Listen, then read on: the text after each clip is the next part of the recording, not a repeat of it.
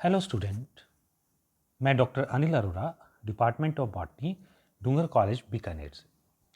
आज के इस वीडियो में हम इवोल्यूशन ऑफ इकोसिस्टम के बारे में बात करेंगे।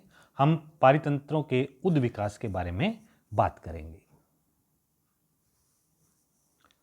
इन नेचर, वेजिटेशन और plant communities are changing from time to time. प्रकृति में पादप समुदाय समय समय पर परिवर्तित होते रहते हैं। In the same place, the replacement of the old plant community by a new plant community is called vegetation succession. एक ही स्थान पर एक पादप समुदाय के जगह किसी दूसरे पादप समुदाय का विकसित हो जाना वेजिटेशन सक्सेशन कहलाता है।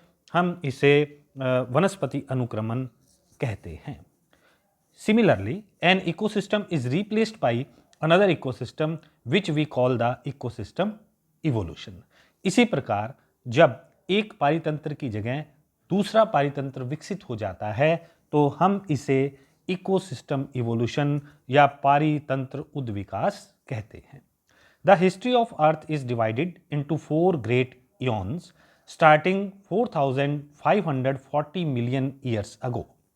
With the formation of the planet.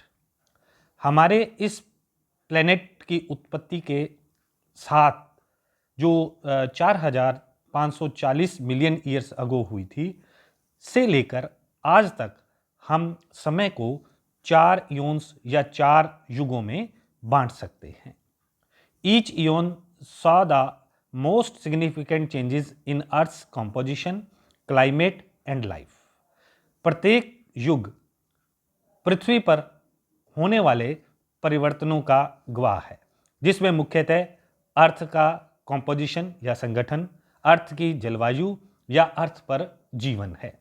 It means abiotic and biotic components. इसका अर्थ है कि समय समय पर इन युगों में पृथ्वी पर पाए जाने वाले अजैविक और जैविक कारक जो हैं वो परिवर्तित होते रहे हैं, और यही जो परिवर्तन है वो इकोसिस्टम इवोल्यूशन या पारितंत्र उद्विकास का आधार होते हैं।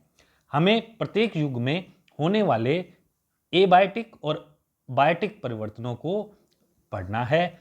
अगर हम इन्हें समझ लेते हैं तो हम इवोल्यूशन ऑफ इकोसिस्टम को समझ पाएंगे। अगर इन युगों की बात करें तो सबसे पहले the Hadean Ian represents the time before a reliable record of life. जीवन का कोई जब जीवन नहीं था तब का जो युग है उसे हम हेडियन युग कहते हैं या हेडियन इयन कहते हैं। It begins with the formation of the planet and ended 4 billion years ago. यह जो युग है इसकी शुरुआत 4 बिलियन इसकी शुरुआत बहुत पहले हुई थी और इसका अंत जो है वो 4 बिलियन ईयर्स अगो हो गया था, या हम कह सकते हैं 4000 बिलियन ईयर्स अगो हो गया था।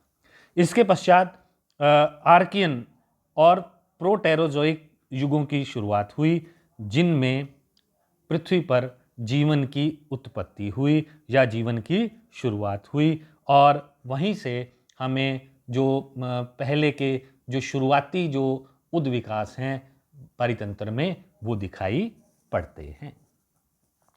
The succeeding eon is Phanerozoic. इसके बाद आने वाला जो युग है उसे हम फेनेरोजोइक युग कहते हैं। An eon of arthropods, fishes and the first life on the land. इस युग में जो जीवन की उत्पत्ति हुई थी, फर्स्ट लाइफ जीवन का उद्भव हुआ था, और यही युग आर्थ्रोपोड्स और फिशेज की उत्पत्ति का भी युग है। यह युग पृथ्वी पर होने वाले अनेक परिवर्तनों का साक्षी है, जिनमें डायनासोर का नष्ट हो जाना महत्वपूर्ण है। इसी युग के अंदर हम मैमल्स का उद्भव देखते हैं और रिकॉग्नाइजेबल ह्यूमन यानी पहचान योग्य जो ह्यूमन बींग्स थे, जो मानव थे, वो उनकी होमोसेपियंस जो थी उनकी शुरुआत हो गई थी। यह समय लगभग 2 बिलियन ईयर्स अगो था, जो लगभग 2 मिलियन ईयर्स अगो था। The evolution of ecosystem through different eon is as follows. हम इन विभिन्न युगों में होने वाले जो पारितंत्रों में जो परिवर्तन थे या पारितंत्रों के जो उद्विकास था उसको एक एक करके हम अब देखते हैं। सबसे पहले हेडन युग की बात करते हैं। यह युग 4540 मिलियन ईयर अगो से 4000 मिलियन ईयर अगो तक था। The Earth is formed out of debris around the solar protoplanetary disc.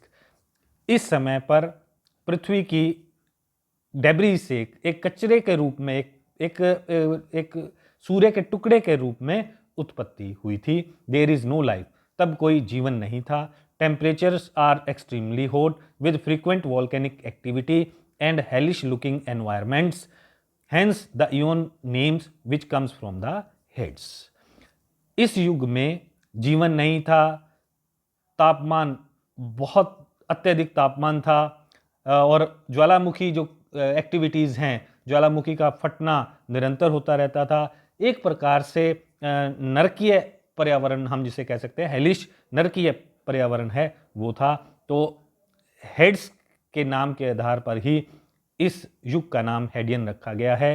Heads को नरक का देवता भी कहा जाता है। The atmosphere is nebular.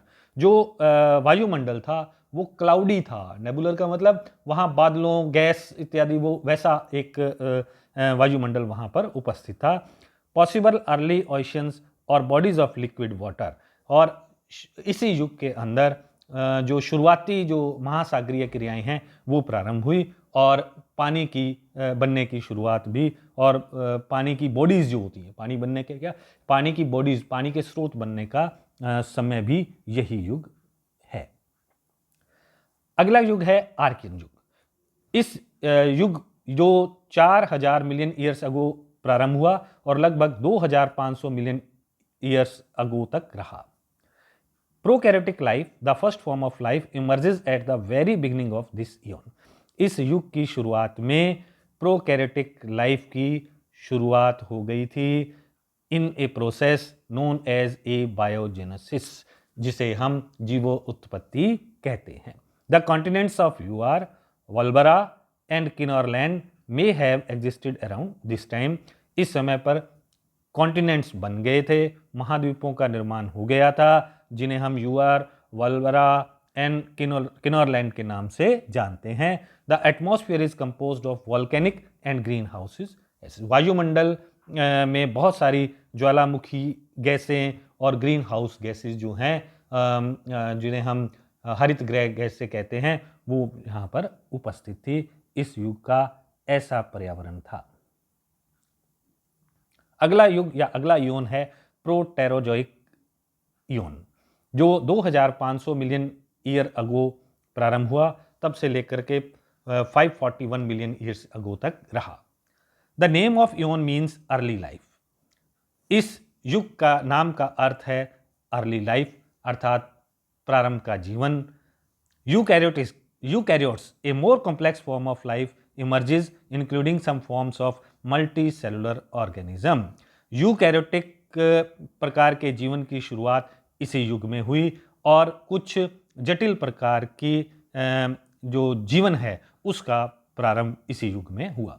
Bacteria begin producing oxygen, shaping the third and current of earth atmosphere.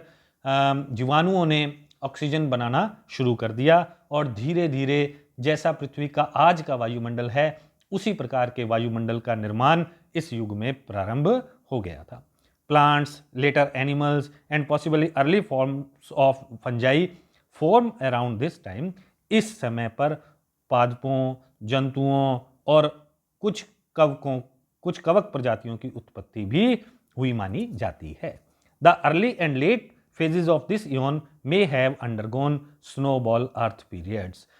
इस युग के शुरुआत में और लगभग अंत के कुछ समय में हम स्नोबॉल अर्थ देखते हैं, अर्थात उस समय पर पृथ्वी का तापमान बहुत कम हो गया था, 0 डिग्री सेंटीग्रेड से भी नीचे चला गया था। The early continents of Columbia, Rodinia and Pannotia in that order may have existed in this eon.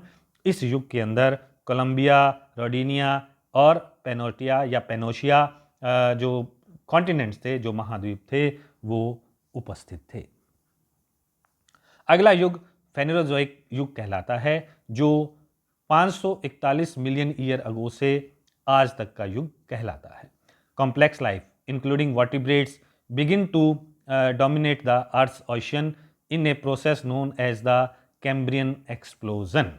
इस युग में एक कैम्ब्रियन एक्सप्लोजन हुआ, जिसका अर्थ है कि जटिल प्रकार के जीवन की इस युग में शुरुआत हो गई और वर्टिब्रेट्स जो है वो धीरे धीरे इस पृथ्वी पर डोमिनेट प्रभावी जातियों के रूप में स्थापित होना शुरू हो गए। विशेषतः महासागरीय वातावरणों में या महासागरों में वर्टिब्रेट्स जो थे वो प्रभावी जातियों के रूप में उत्पन्न होने शुरू हो गए।